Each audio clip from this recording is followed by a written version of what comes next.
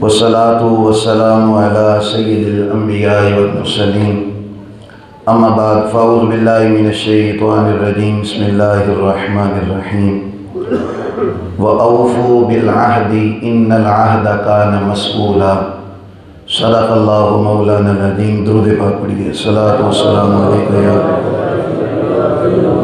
رسول اللہ الصلاة والسلام علیکہ یا سیدی یا حبیب اللہ الصلاة والسلام علیکہ یا سیدی یا رحمتا للعالمین وعلا آلک واصحابک یا سیدی یا خاتم النبیین اللہم صلی وسلم وبارک علی سیدنا ومولانا محمد النبی الامی وعلا آلہ وسلم تسلیما۔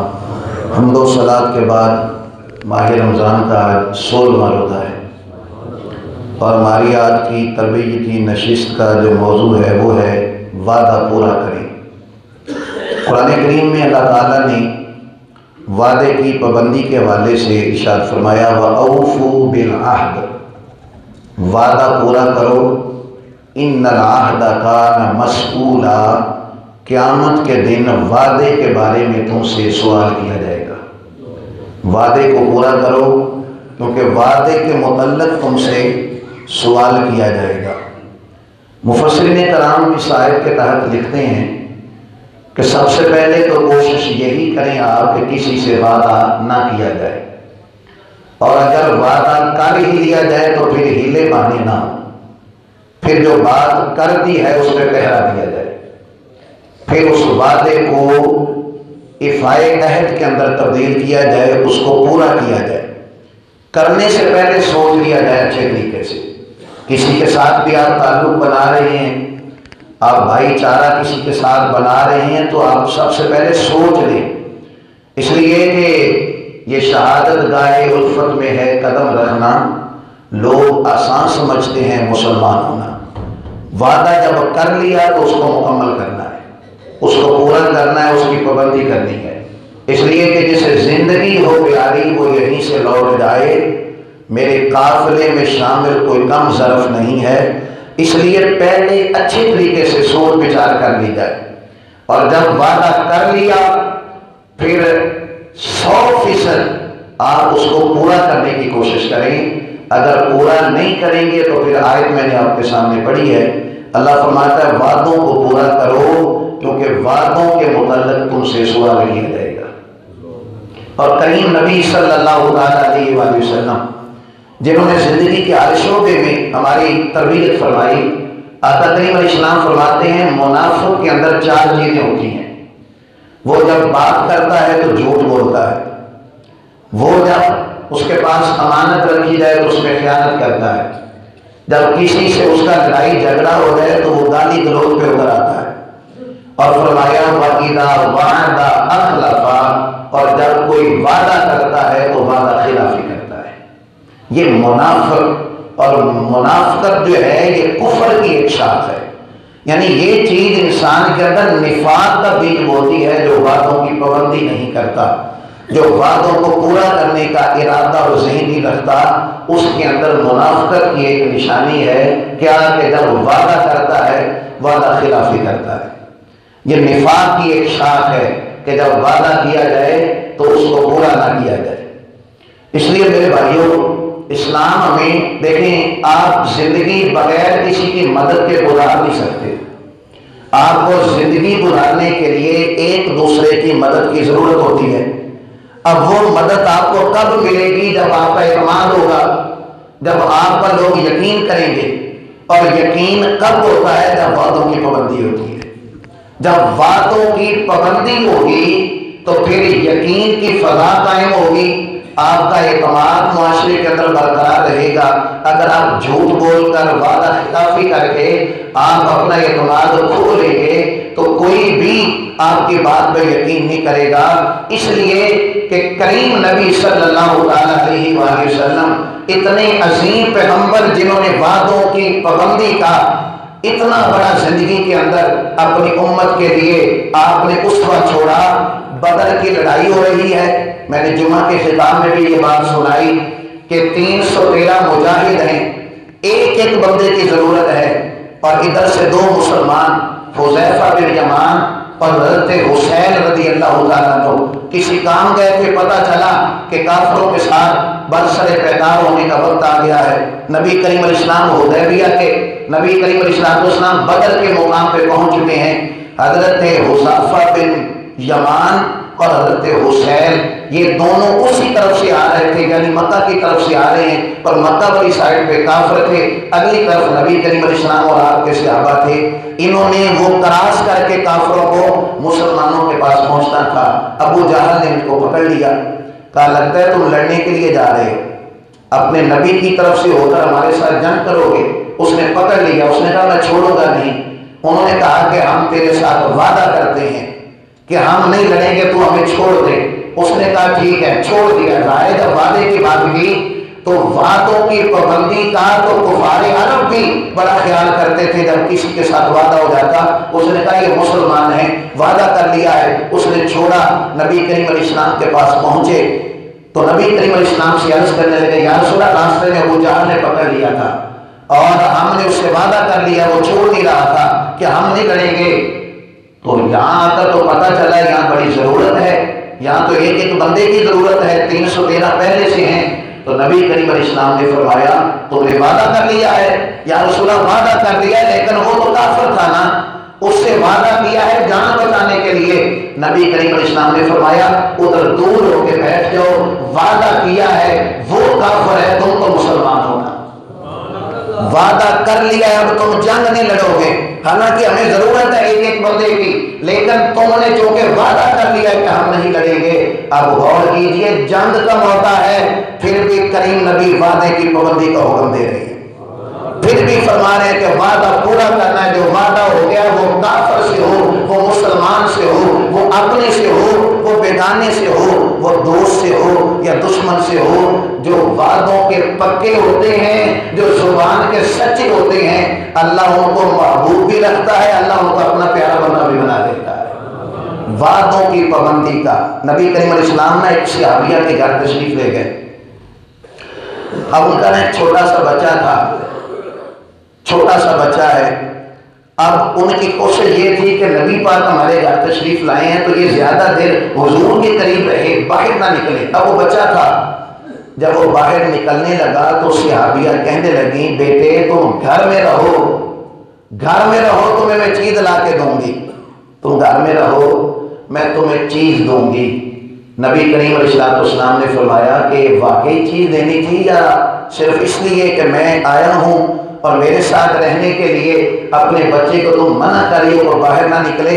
واقعی چیز دینی تھی یا رسول اللہ، واقعی دینی تھی۔ فرمایا اگر تم نہ دیتی تو جو بچے سے وعدہ کیا ہے چیز کو دینے کا، اگر اس کو تم پورا نہ کرتی تمہارے نامہ اعمال میں وعدہ کی خلافی والا گناہ لکھا جاتا۔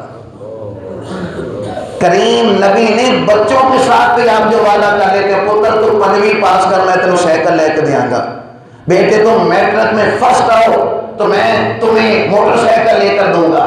آپ جو اپنے بچوں سے بھی بات کرتے ہیں، وعدہ کرتے ہیں، اس کو پورا کریں گے تو آپ وعدہ کو پورا کرنے والے ہوں گے۔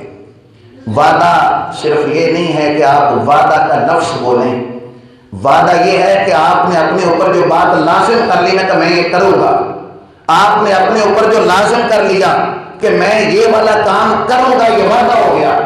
اب آپ نے اس کو ہر صورت مکمل کرنا ہے۔ اگر آپ نہیں کریں گے تو یقیناً اس میں آپ گناہگار ہوں گے۔ آج کل جو وعدوں کا حال ہو رہا ہے نا، وعدوں کا حال، شادی کا وہ جو کارڈ ہوتا ہے اس کے اوپر بارات کا ٹائم کیا لکھا ہوتا ہے؟ 12 بجے۔ بارات جاتی کتنے بجے ہے؟ 2 بجے۔ نکاح کا وقت لکھا ہوتا ہے کہ 2 بجے نکاح پڑھایا جائے گا اور 4 بجے پڑھایا جا رہا ہے۔ ولیمہ کا وقت لکھا ہوتا ہے کہ ٹھیک 1 بجے ولیمے کی دعوت شروع ہو جائے گی اور شروع کب ہوتی ہے؟ 4 بجے۔ تو یہ کیا ہو رہا ہے وعدوں کے ساتھ؟ آپ نے جب وہ لکھ دیا تو آپ پابند ہو گئے، آپ نے خود پابند کیا نا اپنے آپ کو، آپ نے خود اس کے اوپر لکھا نا کہ اتنے بجے ہوگا۔ کئی ہوتے ہیں وقت کی پابندی کرنے والے، وہ ہمارے حضرت صاحب کہا کرتے ہیں کہ میں ایک دفعہ ایسی شادی پہ چلا گیا جہاں ولیمے کی دعوت کا ٹائم 12 بجے تھا، تو میں بھاگ دوڑ کے پہنچا تو ادھر کرسیاں تھی، بندے تھے نہیں، پوچھا ان سے کہ یہ کیا ہے 12 بجے کا ٹائم تھا تو میں تو بڑا بھاگ دوڑ کے پہنچا ہوں کہ شاید میں لیٹ نہ ہو جاؤں.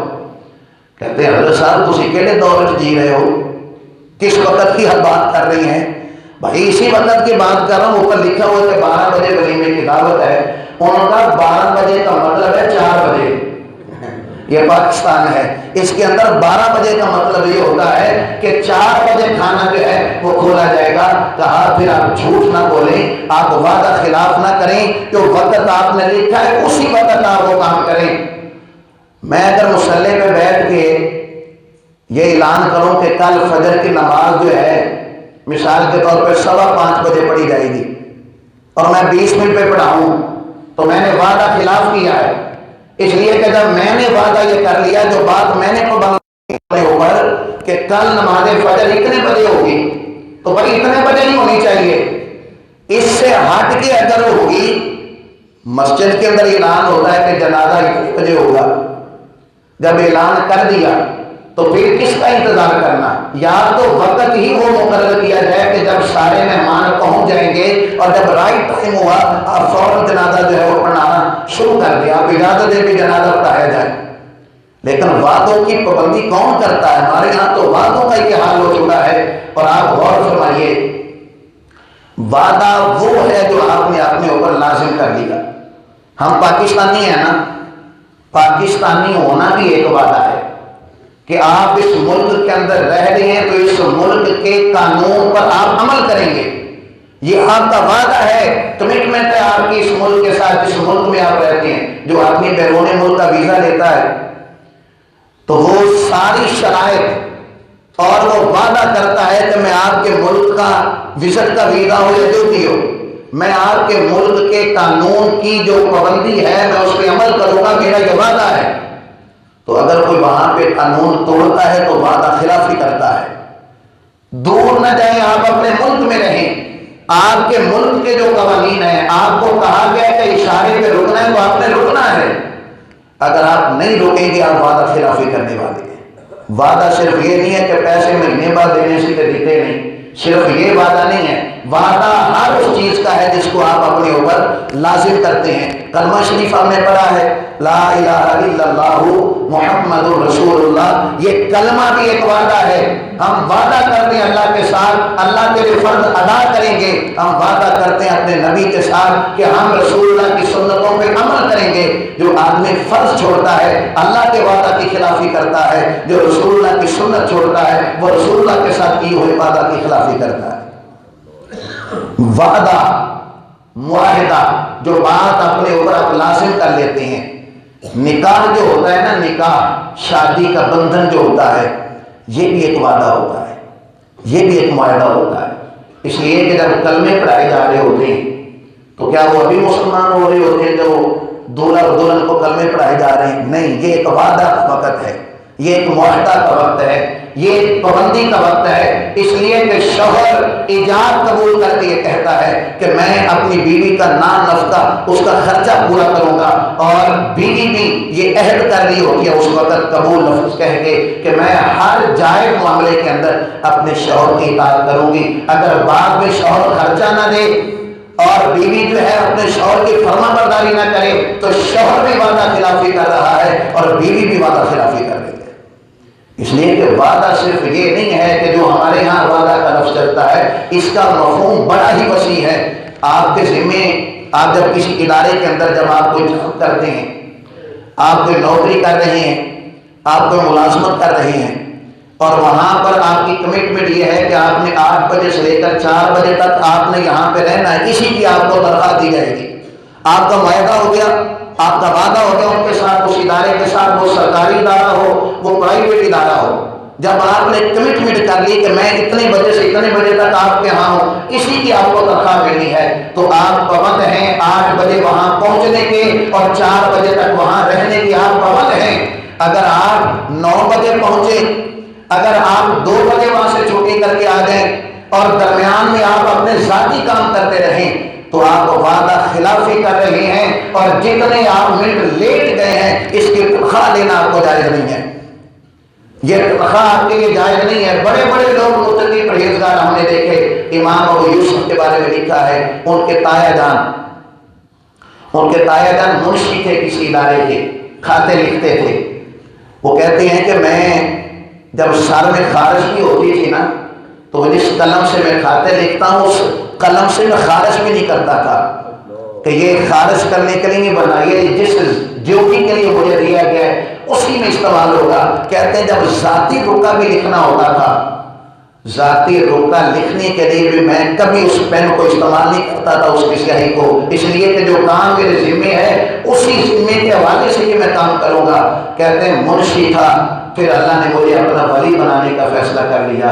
وہ کیسے؟ کہتے ہیں رات میں سویا جب ساری زندگی میری یوں گزر گئی، خواب میں کسی نے آ کے بتایا تو اب منشی نہیں رہے گا، اس لیے کہ تجھے اللہ اپنا دوست بنانا چاہتا ہے۔ کس وجہ سے؟ کیونکہ تو وعدوں کا بڑا پکا ہے، تو وعدوں کی بڑی پابندی کرتا ہے، اس لیے تجھے اللہ کریم نے اپنا ولی بنانے کا فیصلہ کر لیا۔ اور اگر آپ غور فرمائیں نبی کریم علیہ السلام جن کی سیرت سے ہمارے لیے یہ تربیت کے خوبصورت پہلو، خوبصورت ان کا اسوہ موجود ہے۔ حدیبیہ کا معاہدہ ہو رہا ہے، حدیبیہ کا نبی کریم علیہ السلام 1500 صحابی لے کر عمرہ کرنے کے لیے آپ مکہ تشریف لے کے جا رہے ہیں۔ حدیبیہ کے مقام پر کافروں کو پتہ چل گیا کہ مسلمان اپنے نبی کی قیادت میں 1500 کی تعداد میں یہ مکہ میں آ رہے، انہوں نے راستہ روکا اور سہیل بن عمرو اپنا ایک سفیر بنا کے بھیجا کہ جاؤ جا کے مذاکرات کرو اور مسلمانوں کو کہو کہ ہم تمہیں مکہ میں داخل نہیں ہونے دیں گے۔ حدیبیہ کے مقام پہ مسلمان رکے ہیں، ادھر سے کفار کا وفد آیا، مذاکرات ہو رہے ہیں۔ مختصر یہ کہ 8 یا 10 شرطوں پر معاہدہ ہونے لگا، جس میں ایک شرط یہ تھی آپ اس سال واپس چلے جائیں، اگلے سال آئیے گا، پھر 3 دن یہاں پہ رہیے گا، آپ کو اس سال عمرہ نہیں کرنے دیا جائے گا۔ اور ایک شرط یہ تھی جو ساری مسلمانوں کے خلاف تھی، کیا شرط یہ تھی کہ مکے بھی چونکہ بندہ دوڑ کے جائے گا نا، وہ مسلمان ہو یا کافر ہو، اگر مکے سے کوئی شخص دوڑ کے جائے گا مدینہ میں تو آپ نے واپس کرنا ہے، لیکن اگر مدینے سے کوئی دوڑ کے آئے گا نا مکہ میں تو ہم واپس نہیں کریں گے۔ نبی کریم اسلام فرمایا منظور ہے۔ حضرت عمر کہنے لگے یا رسول اللہ یہ ساری شرطیں ہمارے خلاف ہے، لیکن حضور فرمایا عمر تجھے پتہ نہیں میں جو بھی کرتا ہوں اللہ کی مرضی سے کرتا ہوں، تجھے پتہ نہیں میں اللہ کے، اس لیے کہ ایک ایک حرف سجن دے ناندا سانو دسدا بان قرآنی سورت یار دی تکدیاں رہنا، ساڈا اے ہو ورد گیان ہے ہر دم یاد سجن وچ رہنا، ساڈا اے ہو ورد گیان ہے آدم ساڈا دین کی پوچھنا ہے، ساڈا اے ہوئی دین ایمان ہے۔ بس جو مصطفیٰ نے کہہ دیا وہی سر تسلیم خم کر لیا۔ کہتے ہیں کہ جب نبی کریم علیہ السلام نے فرمایا نا کہ ہمیں یہ منظور ہے، اس وقت تو ہمیں تھا کہ یہ ساری باتیں ہمارے خلاف، بھی سارا کوئی بندہ دوڑ کے جائے گا یہ واپس نہیں کریں گے، ان کی طرف سے کوئی دوڑ کے آئے گا تو ہمیں واپس کرنا ہوگا، لیکن وہ نہ سمجھے۔ بعد میں پتہ چلا کہ اس شرط کے اندر تو مسلمانوں کا فائدہ ہی پڑا ہوا ہے، اس شرط میں فائدہ ہی پڑا ہوا ہے۔ کس طرح؟ اب ایک مسلمان مکے سے دوڑتا ہے، مدینے آ نہیں سکتا، اس لیے کہ معاہدہ ہو گیا، اس لیے کہ وعدہ ہو چکا ہے کہ آپ بندہ واپس کریں گے۔ وہ مکے سے نکلتا واپس آ نہیں سکتا کیونکہ وہ مارتے ہیں کلمہ پڑھنے کی وجہ سے، مدینے آ نہیں سکتا کیونکہ معاہدہ ہو چکا ہے، وہ کسی اور شہر کا رخ کرتا، کسی اور ملک کا رخ کرتا۔ اور حضور کا صحابی جب کسی شہر میں جاتا وہاں پہ رہتا سارے شہر کو ہی کلمہ پڑھا دیتا ہے، وہ سارے شہر کو ہی کلمہ پڑھے، یعنی اس میں فائدہ ہوا۔ فرمایا عمر میں جو بھی کام کرتا ہوں اللہ کی مرضی سے کرتا ہوں۔ اب دیکھیں حضور باتوں کے کتنے پکے ہیں، حضور باتوں کی کتنی پابندی کرتے ہیں۔ حضرت ابو جندل رضی اللہ تعالیٰ عنہ معاہدہ ہو گیا ہے، صرف ابھی دستخط ہونے تھے۔ حضرت ابو جندل مکہ میں تھے تو ان کے باپ نے ان کو بیڑیاں ڈال رکھی تھی، کلمہ پڑھنے کی وجہ سے مارتا تھا۔ حضرت ابو جندل کے کانوں میں کسی طرح خبر پہنچ گئی کہ نبی پاک حدیبیہ تک آ چکے ہیں، 10 میل کا فاصلہ تھا مکہ سے، حدیبیہ کے مقام تک آ چکے ہیں۔ کسی طرح وہ وہاں سے نکلے اور جس طرح بھی ممکن ہوا حدیبیہ کے مقام پر نبی کریم علیہ السلام کے سامنے آ گئے۔ یہ ہے غلام مصطفیٰ، ہاتھوں میں ہتھ کڑیاں، پیروں میں بیڑیاں، خون سے لت پت ہو کر پتہ نہیں کس انداز کے ساتھ 10 میل کا سفر کیا ہوگا۔ حضور کے سامنے جب کھڑے ہوئے تو درد سے روئے، درد سے روئے۔ اور کہنے لگے یا رسول اللہ مجھے واپس نہ بھیجیے گا، میرا باپ مجھے ڈنڈوں سے مارتا ہے، میرے قبیلے والوں نے مجھ پہ بڑی سختی کی ہے، وحشیانہ تشدد مجھ پہ کیا جا رہا ہے، درندوں کی طرح مجھے نوچتے ہیں، یا رسول اللہ مجھے واپس نہ کیجیے گا، مجھے پناہ دیجیے۔ نبی کریم علیہ السلام نے فرمایا تجھے پناہ نہیں مل سکتی اس لیے کہ میں نے وعدہ کر لیا ہے، تجھے پناہ نہیں مل سکتی اس لیے کہ میں نے وعدہ کر لیا ہے کہ مکے سے کوئی شخص آئے گا تو ہم واپس کریں گے، اس لیے تمہیں جانا پڑے گا۔ باپ آیا، اس نے گریبان سے پکڑا، کہنے لگا تو ان کے ساتھ جانا چاہتا تھا جنہوں نے تجھے قبول ہی نہیں کیا، تجھے لے جانا ہی نہیں چاہتے، ان کے ساتھ جانا چاہتا تھا۔ باپ سے گریبان چھڑا کے کہنے لگے ابا میرا ایمان پہ اور مضبوط ہو گیا ہے، اس لیے کہ مجھے پتہ چل گیا میرا نبی وعدے کا بڑا ہوتا ہے۔ اسیر دشمن کی چاہ میں بھی، مخالفوں کی نگاہ میں بھی وہ امین ہے، صادق ہے، معتبر ہے، میرا پیغمبر عظیم تر ہے۔ میرا ایمان تو اور مضبوط ہو گیا اس لیے کہ میرا نبی وعدوں کا بڑا پکا ہے۔ میرا نبی حضرت مرثد بن ابی مرثد، یہ کہتے ہیں میں ملک شام میں تھا جب پیچھے سے پتہ چلا کہ نبی کریم علیہ السلام نے اعلان نبوت کر دیا ہے۔ کہتے ہیں کہ میں مکہ میں آیا تو مکہ والے کہنے لگے کلمہ نہ پڑھی، کلمہ نہ پڑھنا۔ اس نے کہا بھی تم لوگ کیسے کہہ سکتے ہو، میں تو تب سے ان کا غلام ہوں جب سے ایک واقعہ میرے ساتھ پیش آیا۔ کون سا واقعہ؟ کہنے لگا ابھی نبی کریم علیہ السلام نے تو ابھی اعلان نبوت کیا ہے نا، میں تو نوکر کدوں نہیں بن چکے ہیں، میں تو دل کبھی کا ان کو دے چکا ہوں، کب کا؟ کہنے لگے کوئی معاملہ تھا میرا نبی کریم علیہ السلام کے ساتھ، کوئی لین دین کا معاملہ۔ تو ایک جگہ ہم بیٹھے تھے تو میں نے کہا یا رسول اللہ آپ یہاں پہ آپ کھڑے ہوں تو میں نا گھر سے پیسے لے کے آتا ہوں، یعنی لین دین کا کوئی معاملہ تھا۔ تو میں نبی کریم علیہ السلام کو وہاں ٹھہرنے کا کہہ کے جب گھر گیا کام ہی بھول گیا، پھر کہتے کام بھول گیا، 1 گھنٹہ 2 گھنٹے، 1 دن گزر گیا، 2 دن گزر گئے، 3 دن گزر گئے، یعنی نبی کریم علیہ السلام نے بھی فرمایا میں یہاں کھڑا ہوتا ہوں تو جا اب کام کر کے آ۔ حضور وہاں پہ کھڑے ہیں، بات ہو گئی، وعدہ ہو گیا۔ کہتے ہیں 3 دن تو بعد یاد آیا میں تو نبی پاک کو کھڑا کر کے آیا سا۔ کہتے ہیں میں سیدھا پہلے گھر گیا، سیدہ خدیجہ سے پوچھا نبی کریم علیہ السلام کا، تو کہنے لگے کہ 3 دن ہو گئے نبی پاک گھر نہیں آئے، 3 دن گزر گئے حضور گھر نہیں آئے۔ کہتے ہیں میرے دل میں اور تجسس بڑھا، میں جب اسی مقام پہ گیا جہاں پہ کھڑا ہونے کا کہا تھا، جب گیا تو حضور وہیں پہ کھڑے تھے۔ قربان جائیے حضور وہیں پہ کھڑے تھے، 3 دن گزر گئے۔ کہتے ہیں کہ میں سوچ رہا تھا کہ حضور غصہ کریں گے، حضور جلال میں آئیں گے کہ 3 دن سے تو مجھے یہاں پہ کھڑا کر کے گیا تو آیا ہی نہیں ہے۔ کہتے ہیں جب میں حضور کے قریب گیا تو حضور نے اتنا ہی فرمایا کیا تو پریشانی میں پا چڑھیا سی، میں سمجھا کہ شاید تجھے کوئی ضرورت پڑ گئی ہے، تجھے کوئی مشکل پیش آ گئی ہے، تو نے وعدہ کیا تھا، میں وعدے کی پابندی کرتے ہوئے 3 دن سے یہاں پہ کھڑا ہوں۔ کہنے لگے مکے والوں اعلان نبوت تو اب ہوا ہے، میں نوکر کو تو نہیں بن گیا سا، میں غلامی کا پٹا تب سے اپنے گلے میں ڈال لیا تھا جب سے انہوں نے وعدوں کی پابندی کا یہ والا ماحول دکھایا اور بتا دیا کچھ بھی ہو جائے جب وعدہ کر لیا تو اس کو پورا کرنا ہے، جب وعدہ کر لیا جائے تو اس کو پورا کیا جائے۔ میرے بھائیو یہی حضور کی زندگی سے ہمیں درس ملتا ہے، جو بھی آپ پہلے سے کرو ہی نہ، پہلے تو وعدہ حتی الامکان کوشش کی جائے کہ وعدہ نہ کیا جائے، لیکن عزم پہلے تے لائیے ہی نہ، کہ لا لئیے پھر توڑنے بھائیے، پہلے وعدہ کیا ہی نہ جائے۔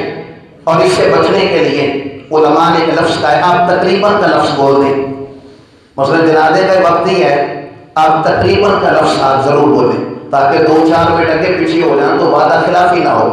آپ تقریباً کا لفظ بولیں، آپ یہ کریں کہ انشاءاللہ میں یہ کام کروں گا، ہر صورت یہ کام کروں گا اور میں پوری پابندی کروں گا۔ اس لیے ایک حدیث کا مفہوم ہے، جو آدمی کسی کے پیسے دینے کا وعدہ کرتا ہے نا کہ یار 5000 چاہیے تو میں فلانی تاریخ کو دے چڑھاں گا، اب آپ غور کیجئے نیت پہ کتنا ڈیپینڈ ہوتا ہے۔ نبی کریم علیہ السلام فرماتے ہیں جب وہ یہ کہہ رہا تھا نا فلاں تاریخ کو میں وعدہ کرتا ہوں واپس کر دوں گا، اگر اس تاریخ کو واپس کرنے کا مکمل اس کا ذہن ہے نا اللہ وہ کی مدد کرے گا، اللہ اس کی پھر مدد کرتا ہے، یہ پیسے واپس کرنے میں اللہ اس کی مدد کرتا ہے۔ لیکن اگر نیت میں اسی وقت ہی کھول لو، نہیں پیسے ایک دفعہ دے چھڑے، پھر میں اپنی مرضی نہ نہیں دیا گا، پھر اس کے چکر لگاؤں گا، پھر بہانے پہ بہانے، جھوٹ پہ جھوٹ۔ اس لیے نبی کریم علیہ السلام فرماتے ہیں کہ جو قرض جو مقروض ہوتا ہے نا وہ قیدی ہوتا ہے، اور قرض سے نبی پاک نے پناہ مانگی ہے، قرض سے پناہ مانگی۔ کیوں؟ اس لیے کہ جب بندہ مقروض ہوتا ہے پھر وہ جھوٹ بھی بولتا ہے، وعدہ خلافی بھی کرتا ہے، بہت سارے کام اس کے اندر آ جاتے ہیں۔ اس لیے وَأَوْفُوا بِالْعَهْدِ إِنَّ الْعَهْدَ كَانَ مَسْئُولًا، فرمایا وعدہ پورا کرو کیونکہ وعدے کے متعلق تم سے سوال کیا جائے گا۔ ہمیشہ مدحت خیر الانام میں گزرے، دعا ہے یہ زندگی درود و سلام میں گزرے۔ وما علینا الا البلاغ المبین۔ بسم اللہ الرحمن الرحیم۔ اللہم صلی علی سیدنا و مولانا محمد وعلی آل سیدنا و مولانا محمد معدن الجود والکرم وآلہ وبارک وسلم۔ اللہم ربنا آتنا فی الدنیا حسنۃ وفی الآخرۃ حسنۃ وقنا عذاب النار۔